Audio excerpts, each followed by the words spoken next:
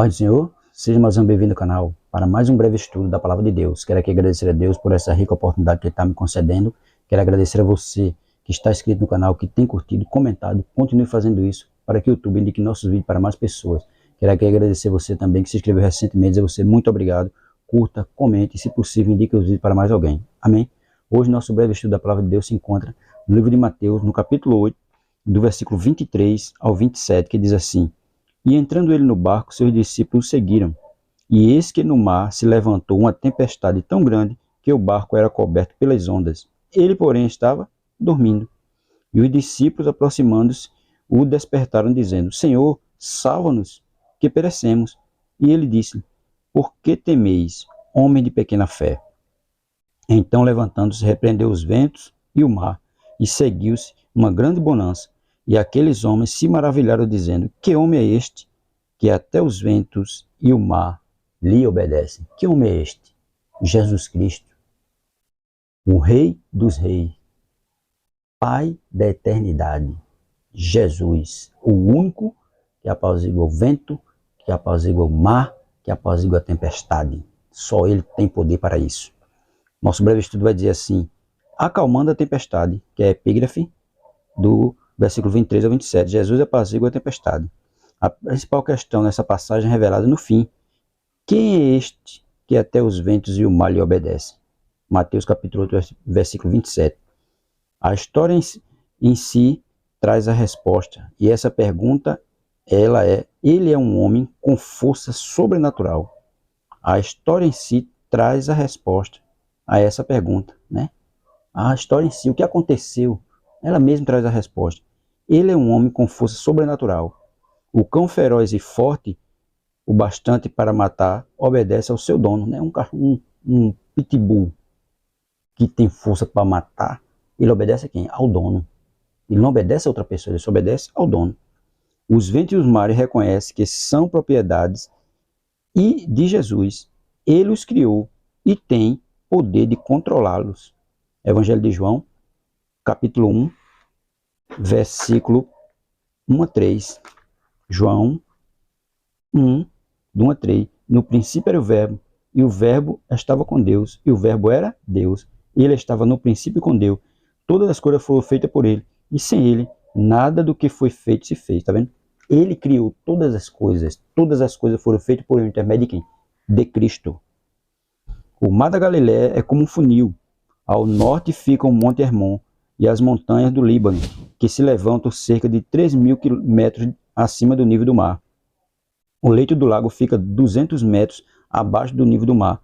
Ventos impetuosos descem das montanhas e percorrem o estreito do Vale do Jordão. Quando os ventos atingem o lago, atingem as águas de tal forma que ameaçam a vida de quem estiver navegando, como sugere o clamor desses homens: Senhor, salva-nos, perecemos. Mateus capítulo 28, versículo 24 e 25.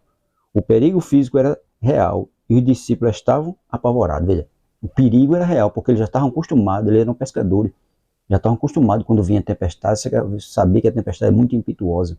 E o vento, da forma que ele descia no mar da Galileia, fazia com que os barcos ficassem ali, um balanço tremendo, a ponto de naufragar.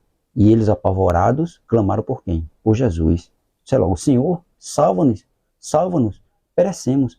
Porque assim, quando o ser humano está no fim da vida dele, quando ele vê que não tem mais nenhum caminho para ele, o único caminho é Cristo, o que ele faz? Ele pede logo o socorro do Senhor. Senhor, ajuda-me, me socorre. E foi o que aqueles homens fizeram.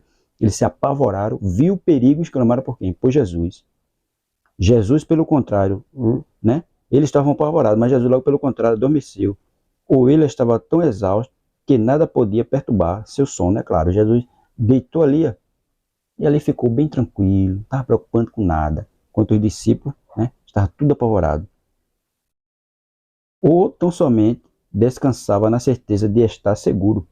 Quando os discípulos acordaram, ele os repreendeu pela falta de fé. Mateus capítulo 28, capítulo 8, versículo 26, que diz assim: E ele disse: Por que temeis, homem de pequena fé? Eles não deviam temer, porque quem estava no barco era quem? Jesus. Eles já tinham visto Jesus fazer várias maravilhas, já tinham visto Jesus fazer várias maravilhas, então não deviam estar preocupados, não deviam estar apreensivos, porque Jesus estava no barco, né? Se soubessem quem estava dormindo no barco, não teriam tanto medo. Porque eles, mesmo andando com Jesus, mas não criam que Jesus era o Messias, não criam que Jesus era Deus. E ainda estavam em dúvida. Mas se eles soubessem realmente quem ele era, não estariam com medo. Ter fé é depositar toda a confiança em Jesus, mesmo nas situações mais difíceis. É o que eu devia ter feito. Depositar toda a confiança deles em quem? Em Cristo.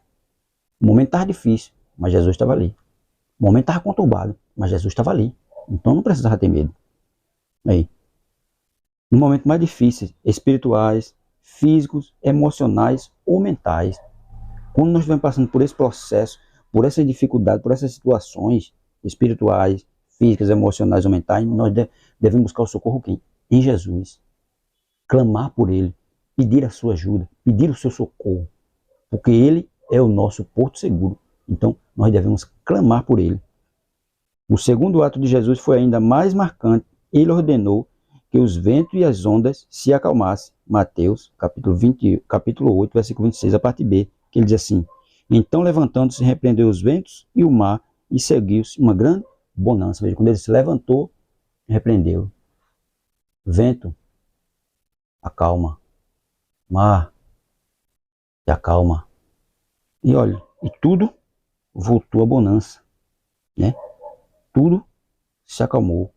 Em mares fechados, as ondas continuam perigosas, mesmo depois que o vento cessa. Mateus, porém, registra que o vento e as ondas cessaram imediatamente. Veja, quando Jesus mandou eles se acalmar, quando ele repreendeu, né? Quando ele repreendeu os ventos e o mar, seguiu-se uma grande bonança. Mesmo muitas vezes no alto mar, quando o vento cessa, as tempestades ainda são grandes, ainda são impetuosas. E ainda é um grande perigo para o marinheiro. Ele diz assim: somente o Criador do vento e das ondas poderia exercer tamanho controle e realizar esse milagre. Evangelho de, né? Somente Ele, porque Ele é o Criador de tudo. Foi Ele quem criou. Salmos 65, do versículo 5 ao 8.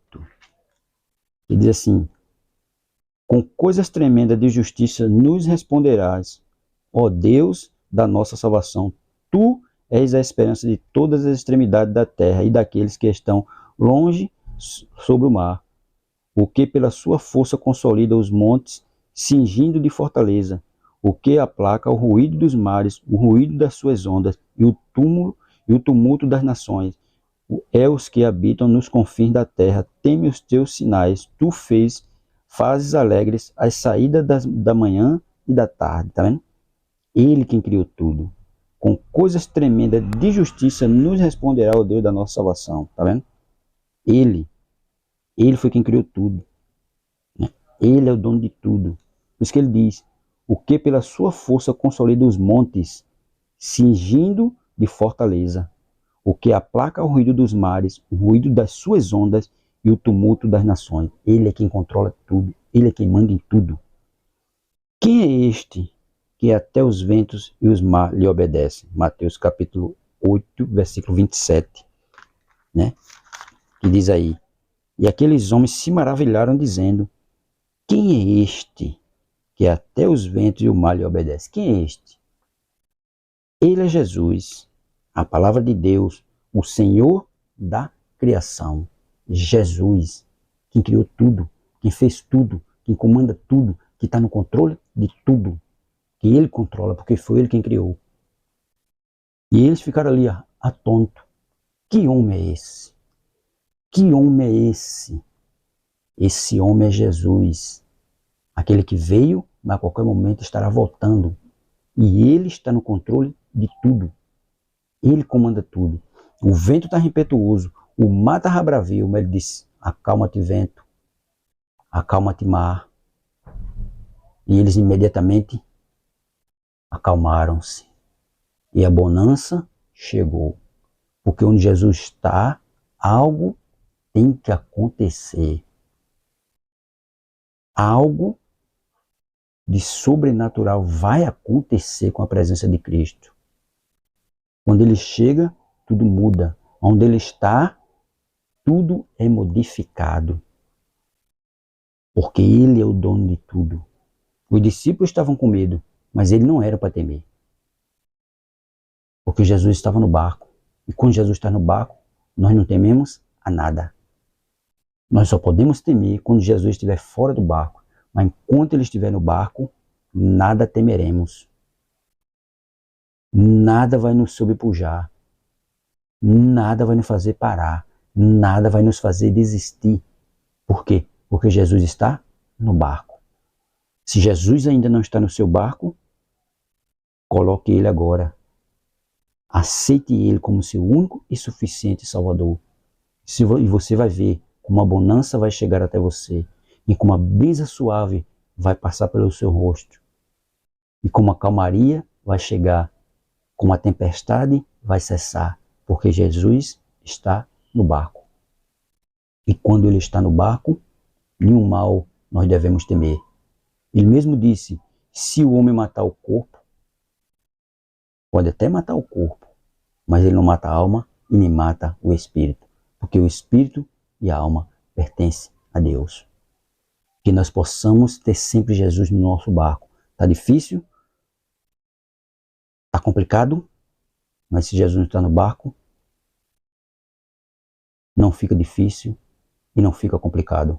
Porque Jesus descomplica e o que está difícil ele torna fácil. Então, que você possa ter Jesus no seu barco e que ele possa estar controlando toda a sua vida. E não tema nada. Porque se ele está com você, maior quem está com você do que quem está no mundo. Quem está no mundo está em vendavais, em tempestades, em ondas querendo derrubar. Mas Jesus, quando está conosco, nada disso tem importância. Porque ele é o nosso porto seguro. Amém?